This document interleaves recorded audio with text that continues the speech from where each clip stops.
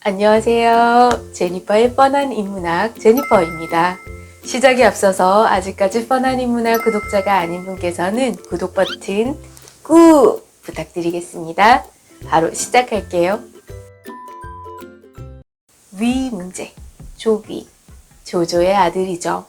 조비는 견황후로부터 태어난 아들 조예를 매우 싫어했다고 전해집니다. 조비는 애초에는 장자인 조예를 태자로 세우지 않았어요. 그 이유로 든 게 조예의 엄마인 견씨가 주살당했으므로 그 아들이 제 위를 계승하는 것이 싫다는 것이었다고 합니다.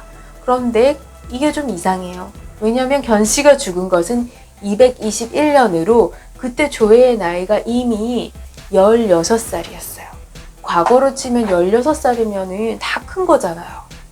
조비는 자신의 재위 기간 동안 태자를 세우지 않았다는 말인데 이것은 이치에 맞지 않아요. 그러다가 자기가 병이 심해지자 그때 곧바로 조예를 태자로 삼습니다. 그때는 몇 살이었냐?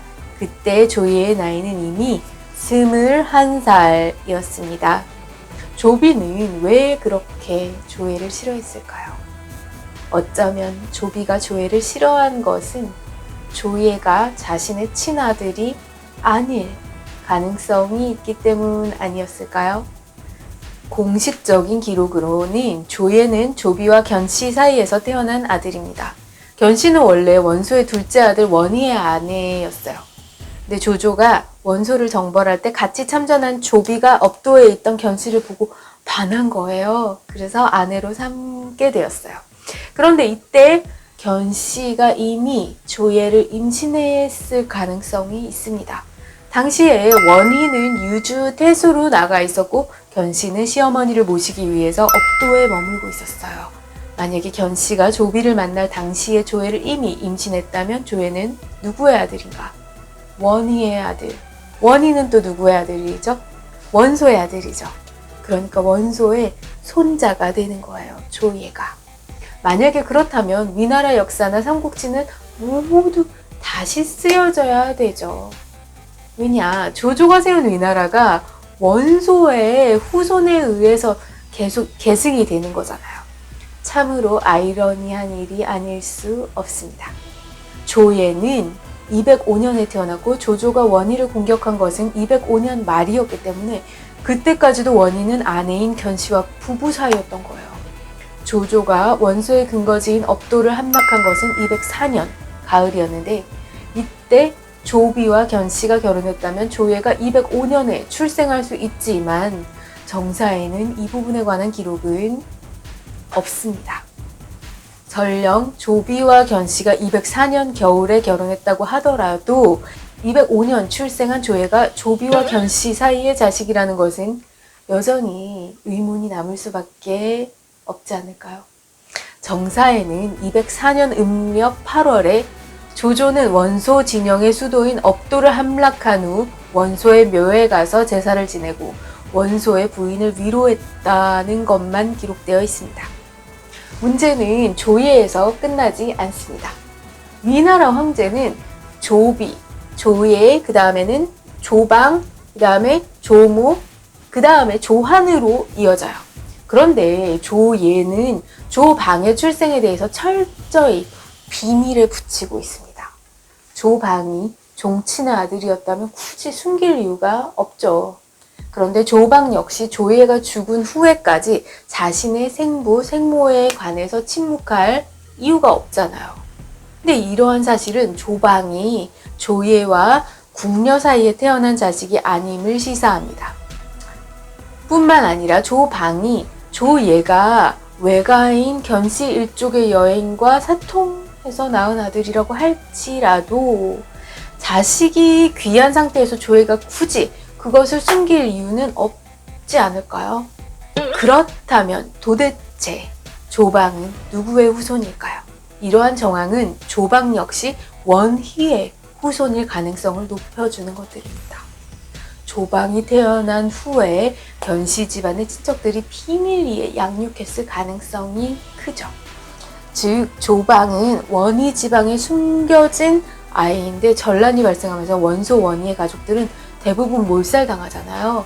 그래서 원희의 아들 중에 일부가 안전한 외가인 견씨, 그러니까 견황후의 집안에서 양육되었을 가능성이 있다는 것입니다. 그렇다면 조예의 친형이 되는 거죠. 물론 이것은 조예가 원희의 아들이라고 가정한 경우에만 있을 수 있는 일입니다. 239년 조방이 8세를 전후로 제위에 오르는 것으로 보아 그는 살아남은 원희의 아들, 즉 원희의 손자일 가능성이 있습니다. 만약에 그렇다면 조방은 조예와는 조카하고 삼촌의 관계가 되는 거죠. 조예는 자식들이 어려서 죽었기 때문에 자신의 친조카에 대한 사랑이 자식에 대한 사랑이나 별반 다를 게 없을 것 같아요. 조예의 출생과 관련해서 더욱 이상한 것이 있습니다. 조예는 239년 1월 1일에 죽은 것으로 되어 있습니다. 그가 태어난 해가 205년이기 때문에 환산해 보면은 34세여야 하는데 정사에서는 까닭을 알 수 없게 조예가 36세였다고 기록하고 있습니다. 정사 주석은 이것을 계산 잘못이라고 말합니다. 그런데 다른 사람도 아니고 황제의 나이를 실수로 기록할 수 있을까요? 여기에는 두 가지 가능성이 있습니다. 하나는 정말로 기록상 잘못일 수가 있고, 다른 하나는 조예의 나이가 실제로 36세였을 가능성이 있다는 거죠. 만약에 조예가 36세의 나이로 죽었다면 조예는 203년 출생으로 확실하게 원희의 아들입니다.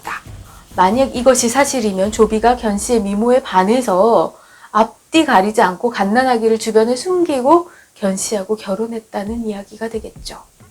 이제 막 사랑과 성에 눈을 뜬 18세의 소년 조비가 눈부시게 아름다운 견씨를 보고서 견씨의 모든 약점까지 사랑하게 되었다는 것은 결코 불가능한 이야기가 아닐 것 같아요.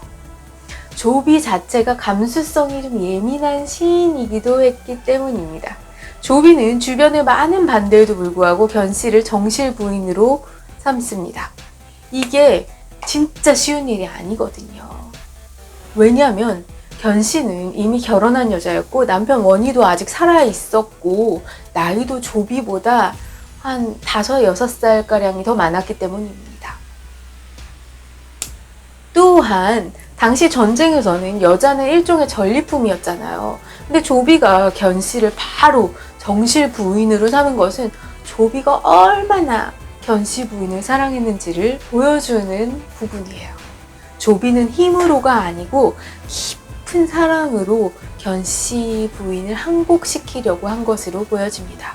조비가 견씨에 대해서 이 정도의 애정을 가지고 있었다면 당시에 이미 견씨의 어린 아기가 있었다면 그를 죽일 수 있었을까요?